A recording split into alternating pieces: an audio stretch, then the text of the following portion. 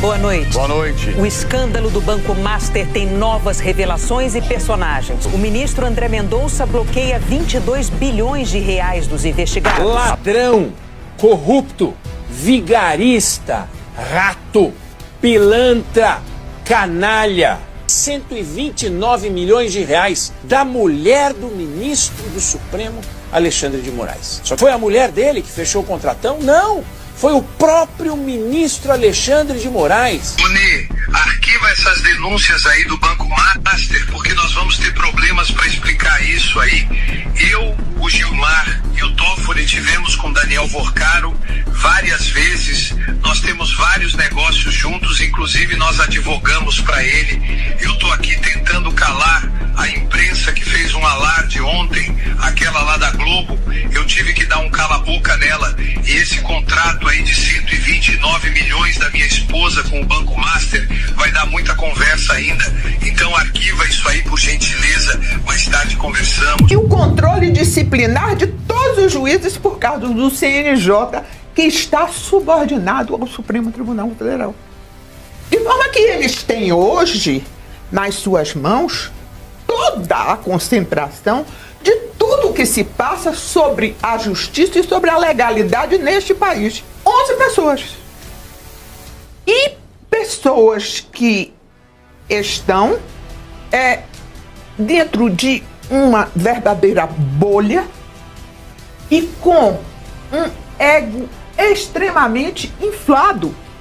Porque não se pode dizer que um ministro do Supremo é feio, porque isso pode ser uma difamação. Não sabem o que vocês estão fazendo. Vocês estão pegando e dando ao Supremo Tribunal Federal todo o controle desta nação. Isso não pode, isso não é possível. Vocês vão ver o que é que vai acontecer. Meus amigos, o fim de Xandão não é mais uma possibilidade distante. Ou é impeachment ou é prisão. Eu já começo esse vídeo te fazendo uma pergunta direta e sem rodeio. Depois de tudo que ele fez ao Brasil, você acredita mesmo que só o impeachment seria um preço justo a pagar? Porque algo muito sério está acontecendo. Uma juíza veio a público, rompeu o silêncio e jogou tudo no ventilador. A grande mídia, que por anos passou o pano, como a Globo, a CNN, Band, entre outras, mudou completamente o discurso, e quando isso acontece é porque o cerco está se fechando e o castelo começou a ruir. O que eu vou te mostrar aqui agora vai te deixar de boca aberta. Você vai entender por que o fim da linha chegou para Xandão. Meus queridos, antes de continuar esse vídeo, deixe o joinha para o YouTube não enterrar esse vídeo. Eu preciso da tua ajuda. Compartilhe esse vídeo. Se você está chegando aqui e não é inscrito, inscreva-se aqui no canal, ativando o sininho das notificações. O que nós estamos assistindo não é justiça, é concentração do poder. Decisões monocráticas que atropelam o Congresso, censura disfarçada de defesa da democracia, escândalo a hora do Banco Master, perseguição seletiva, onde uns são esmagados e outros blindados, e o mais grave, ninguém votou nisso. Quando uma juíza rompe o silêncio e expõe o que acontece nos bastidores, isso muda o jogo, porque não é a opinião da internet, não é a narrativa da oposição, é alguém de dentro dizendo: isso passou todos os limites e precisa ter um basta. Hoje, na prática, o STF não apenas julga, o STF governa. Decide quem pode falar, decide quem pode concorrer, decide quem deve ser silenciado, quem pode ser investigado e quem jamais será. Isso não é democracia, isso é poder absoluto. É autoritarismo. Mas a história já mostrou várias vezes que quando alguém passa a mandar mais do que o próprio executivo, mais do que o legislativo e mais do que o voto popular, mais do que a população, o país inteiro começa a pagar o preço, mas uma hora a casa cai. Por isso o impeachment começa a ganhar força, mas a pergunta que cresce nos bastidores é: tirar apenas o cargo resolve? Ou ele deveria ir mesmo para a prisão? Bora reagir a este vídeo que explica certinho o que está acontecendo e o que pode acontecer. E eu já te pergunto, para você, a resolução desse problema seria só o impeachment ou prisão para esses que estão destruindo o Brasil? Responda aqui abaixo nos comentários e bora reagir comigo. Meu grande desafio em qualquer processo é entender o que é certo, decidir de modo certo e fazer isso, Ana, pelos motivos certos, ou seja, simplesmente pelo dever de fazer o certo. Por isso que eu não tenho a pretensão de ser uma esperança ou alguém diferente em algum sentido, com algum dom especial. Não. Eu tenho só a expectativa de tentar fazer o certo pelos motivos certos.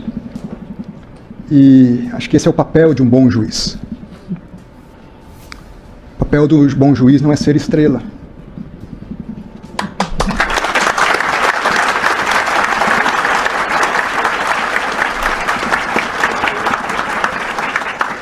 É simplesmente assumir a responsabilidade e julgar. E, como eu sou cristão, pedindo a Deus que eu julgue de forma certa. Reconhecendo ao mesmo tempo que não somos perfeitos. Meu desafio para você, como advogado do século XXI, é definir adequadamente qual o seu objetivo de vida. Que não seja ganhar dinheiro, por favor. Esse é um objetivo, mas não é um objetivo de vida. Que você ganhe muito dinheiro, mas como consequência de bons princípios postos em prática. Com visão de futuro, com preparo, com coragem, com perseverança, com resiliência, com gratidão, com lealdade, com sabedoria, com humildade, discernindo entre o certo e o errado, e fazendo o certo, pelos motivos certos, buscando soluções, encontrando saídas legítimas à luz da lei. E me permitam, talvez, só consignar talvez um último ensinamento que aprendi ao longo da minha carreira profissional. Vida profissional é basicamente em qualquer área, pública, privada, direito, jornalismo, medicina. Há basicamente 3 tipos de pessoas. Um número que não é maioria, mas que dá muito trabalho. É a pessoa que cria problema. O prazer da pessoa é criar problema. Onde ela chega, vira problema. Reclama de tudo, nada tá bom, não faz nada, mas tem uma língua.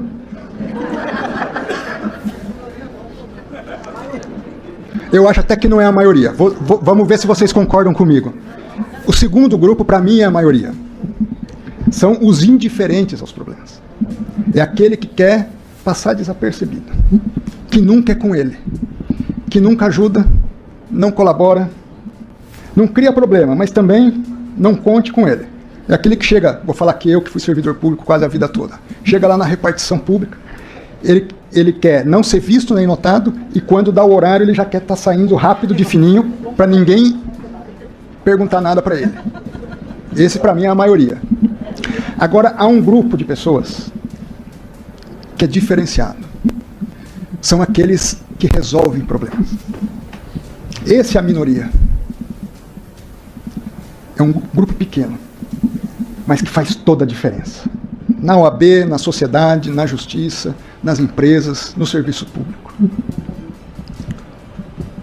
Talvez o grande desafio você não ser o criador de problema, você não ser indiferente aos problemas, mas eu tenho certeza que há espaço sobrando de oportunidades para aqueles que estão dispostos a resolver problema. O profissional do futuro, ele vai ser aquele que é capaz de resolver problema. É o que vai se destacar.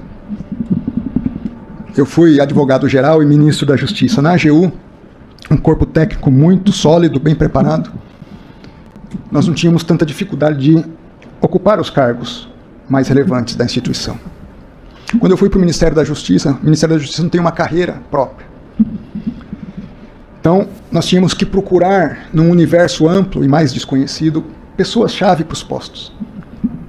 Às vezes achava uma pessoa super bem preparada, mas quando eu colocava nesses critérios de resolução de problema, criador de problema ou indiferente, não achava.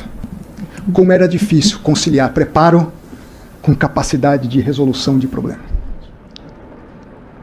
Nós precisamos dessas pessoas. O Brasil precisa de advogados que resolvam problemas de forma séria, ética e responsável. O 8 de janeiro, tudo que eu já analisei, por tudo que eu vi, foi uma forma de conseguir colocar para toda a nação a finalização de uma narrativa. Narrativa esta que levaria a tirar-se Bolsonaro das eleições de 2026. De forma que, para mim, o 8 de janeiro foi exatamente isso. Porque aquelas pessoas que estavam nas portas dos quartéis, com o terço da mão, rezando, fazendo tudo. Vários amigos meus faziam parte dessas, tanto em Salvador como aqui em Brasília, dizia, aquilo ali é uma ordem total. Os militares nunca fizeram absolutamente nada. Tanto que no dia, e isso está tudo provado, no dia 8 de janeiro, quando os militares chamaram aquelas pessoas e disseram, entre nos ônibus que agora nós vamos para a Praça dos Três Poderes. Eles foram, achando que alguma coisa ia acontecer. Eu não posso aceitar. No dia 8 de janeiro, foi o dia onde queriam dar o golpe final. O golpe final, com mulheres de 73 anos, de 61 anos, vendedor de picolé, vendedor de bandeira. Um governo que, enquanto governo, abriu um prazo de transição do governo Lula, que nomeou os ministros militares apontados por Lula. Esse homem fez tudo isso, depois saiu, foi para os Estados Unidos e deu um golpe. E golpe sem soldado, com aquelas pessoas que estavam na porta dos quartéis. Eu não posso acreditar. Não é crível. Não é crível. A história contará isso. A história contará isso. Não adianta. Não entra na cabeça de ninguém, só uma pessoa que esteja totalmente obnubilada para aceitar que seja verdadeiro esse golpe. Podem ter pensado em golpe, sem dúvida alguma. Por quê? As eleições estavam sendo muito contestadas, estava faltando o código-fonte, e o código-fonte, quero o código-fonte. E por isso mesmo, enquanto o código-fonte não chegar, eu não acredito nessas eleições. E isso tudo pode ter incendiado não só o ex-presidente, como as pessoas que rodeavam. E eles pensaram, então, o que é que vocês acham? A gente tem margem de fazer com que isso não brote? Nunca em direito, pensamento foi golpe. Nunca. Nós aprendemos no segundo ano da faculdade de Direito. Até uma frase que tinha em meu livro de Direito Penal. Penseiro não faz engabela. Ou seja, pensamento não faz crime. Todo mundo que estudou direito sabia disso. Eles podem ter pensado. Mas isso não é crime, não. Não é um crime. Né? De forma que eu entendo que eles pensaram sim. Houve ainda a participação do ex-presidente Bolsonaro, porque era um boca rota e chamava militar, dizia que ia fazer, que ia acontecer. Enquanto era presidente, alguém acreditava naquilo. Eu dava risada, eu dizia, coitado, fica dizendo, chamando militar, dizendo que vai chamar, que vai fazer, vai acontecer. Aquilo era só bravata. E quando ele foi? Quando ele perdeu, ele ficou bem quieto. Então, eu, analisando como cidadã brasileira, analisando tudo isso, porque eu não sou bolsonarista, absolutamente. Eu, inclusive, quero dizer que no primeiro turno eu nem votei. Eu não acreditava em Bolsonaro. Eu não acreditava. Achava que ele foi um militar indisciplinado, tinha muitas culpas de fazer. Tanto que me convidaram para o governo e eu não aceitei. Ele chegou até a me telefonar. Ministra, precisamos muito do seu governo. E eu disse... Qual pasta, ministra? Então, seria? Não, ele não explicou. Era o Bibiano, que foi aluno meu. Logo no começo do governo. Então. Logo no começo do governo. E quando ele não tinha ainda tomado posse, o Bibiano botou para ele falar comigo. Eu falei. Eu chamava ele capitão. Capitão, eu estou aqui para servir ao seu governo no que o senhor precisar, mas não para assumir cargo. Eu sou advogada, já tenho meu escritório, tenho meu compromisso com os meus clientes e com os meus juízes e com os meus advogados que estão comigo. Eu não posso assumir, mas estou aqui para o que o senhor quiser. E quero lhe dizer que eu tenho 2 prioridades. As minhas prioridades são poder judiciário, que muita gente não sabe mexer no poder judiciário, no poder legislativo. Eu tenho esta prioridade. E a outra prioridade seria o direito da mulher. Falei isso com ele. Não quero nada. Supremo Tribunal Federal, onde não posso dar esta culpa ao ministro Fachin. Eu não posso. O ministro Fachin não fez isso sozinho. E o ministro Fachin não deu aquele voto e levou lá e todo mundo... Não. Aquilo tudo é combinado. Bolsonaro não pode mais ser presidente de forma alguma. Quem é que a gente vai botar? A esquerda não tinha mais ninguém. Todo mundo estava comprometido. O que é que faz? Faz uma enquete. O único que sobrou, Lula da Silva. Mas ele está condenado. Como é que faz?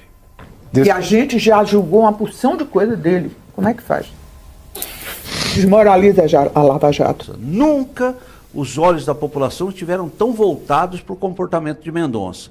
Walter, cuidando dos casos INSS, Banco Master, Mendonça vira o superpoderoso do Supremo? Vitório, bem lembrado pelo Olavo, o procedimento do atual presidente, novamente presidente do Senado da República, Davi Alcolumbre, quando o ex-presidente Jair Bolsonaro indicou o André Mendonça. Vocês lembram que ele ficou meses, completamente diferente do que está acontecendo agora nos pedidos de abertura de uma CPI do Banco Master ou nos pedidos de impeachment de ministros, né, em que ele senta em cima com o seu peso, ele senta em cima desses pedidos. Naquela época ele sentou em cima da indicação de um ministro do STF, o ministro André Mendonça. Não me lembro nem se fez a mesma coisa com o Nunes Marques, até o Olavo pode me ajudar se ele fez a mesma coisa. Toda escolha tem consequências, né? É óbvio que o ministro não diria que ele guarda rancor e que ele tem mágoa, mas também é evidente que ele vai ter um olhar diferente do olhar do ministro Dias Toffoli. Com relação a se é suficiente mudar a relatoria para que as coisas, enfim, aconteçam e para que determinadas autoridades caiam, eu diria que esse é o nosso caso Epstein no Brasil. Né? Esse escândalo do Banco Master, agora tem um documentário aí de um outro programa que é importante para a direita brasileira, um trabalho, né, que aliás está no bojo de tudo isso, porque foi o documentário do Brasil Paralelo lá atrás sobre a facada no presidente Bolsonaro que escancarou essa assimetria nas decisões. Agora tem um documentário do Brasil Paralelo falando a respeito de uma tal de casa em Trancoso, né, e das festas que aconteciam lá, e quantas outras mais. E o que não estará nesse celular, e uma notícia da semana passada, que assim como houve o relatório das conversas vazado, e o vazamento é tão antigo quanto a própria existência da imprensa, né? Só que antes era para Globo, vazavam tudo contra nós. Agora a maré virou um pouco.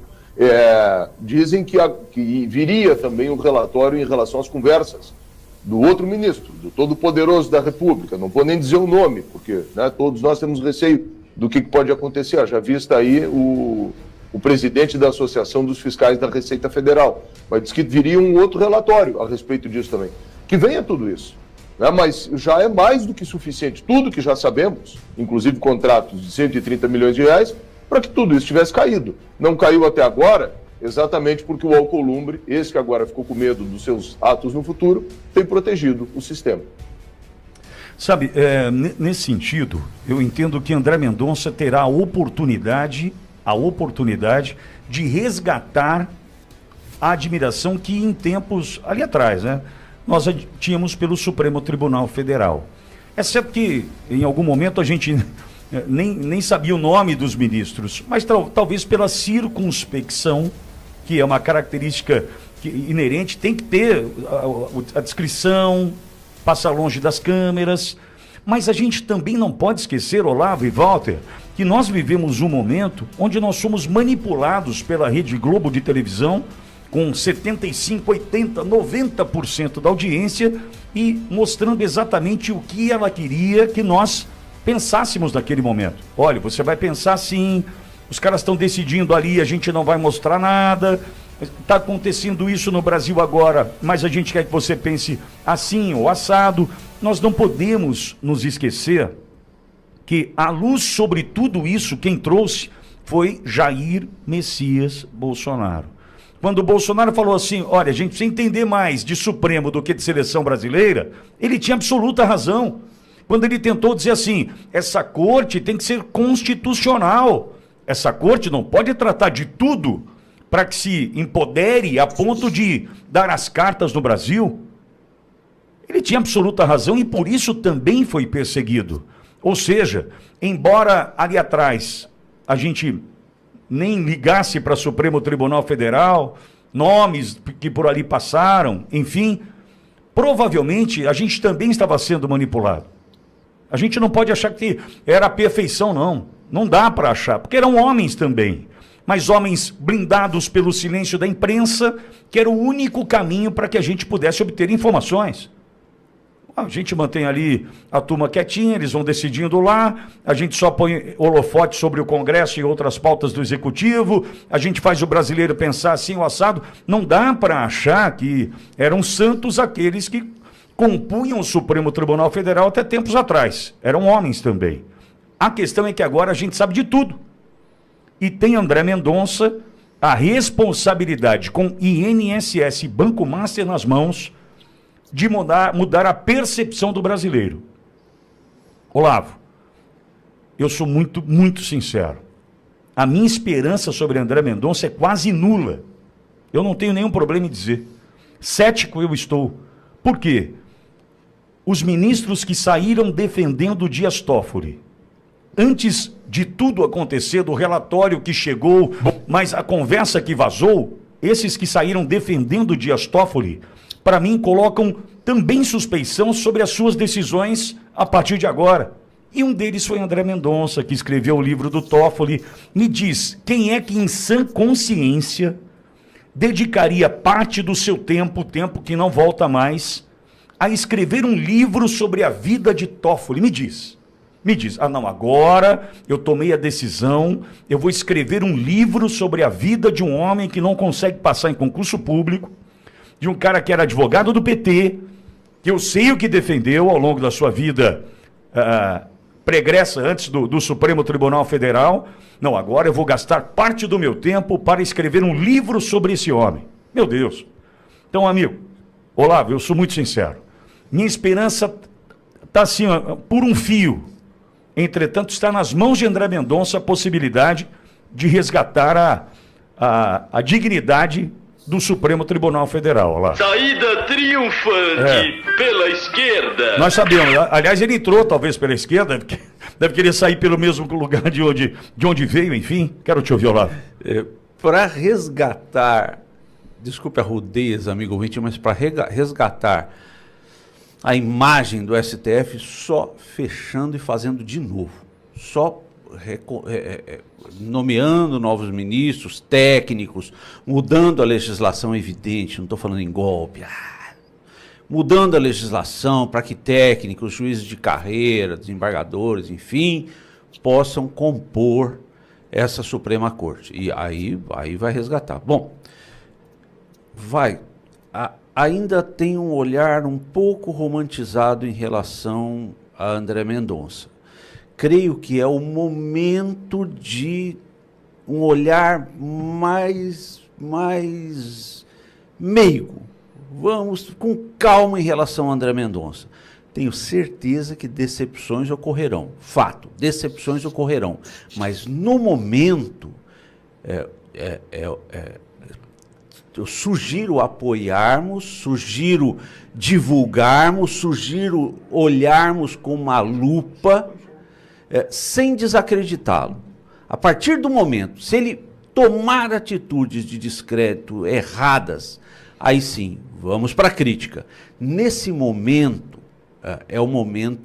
acho que é o momento de apoio, principalmente pela cilada que eu nominei, a cilada de Alcolumbre, que já tenta criar esse empecilho em relação a André Mendonça, e também pelo volume de críticas que cairão sobre Mendonça pelas decisões contra o establishment do próprio STF. julgará, mas trombará de frente com o STF se optar pela transparência. André Mendonça fez uma fala 2 semanas atrás, 2 semanas, interessantíssima. Ele criou lá sua empresa de palestras, mas veio a público dizer, olha, todo lucro líquido da minha empresa de palestras será doado para cursos, instituições de caridade que trabalham com cursos na área de educação. Depois que a gente descobriu que ele tinha, né?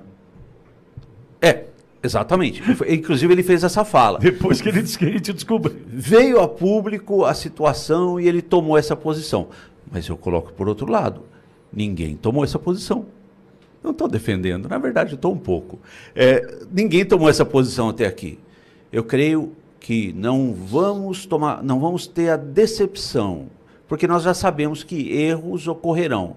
A criticidade ocorrerá, eu creio, da nossa parte, pontualmente, se errar.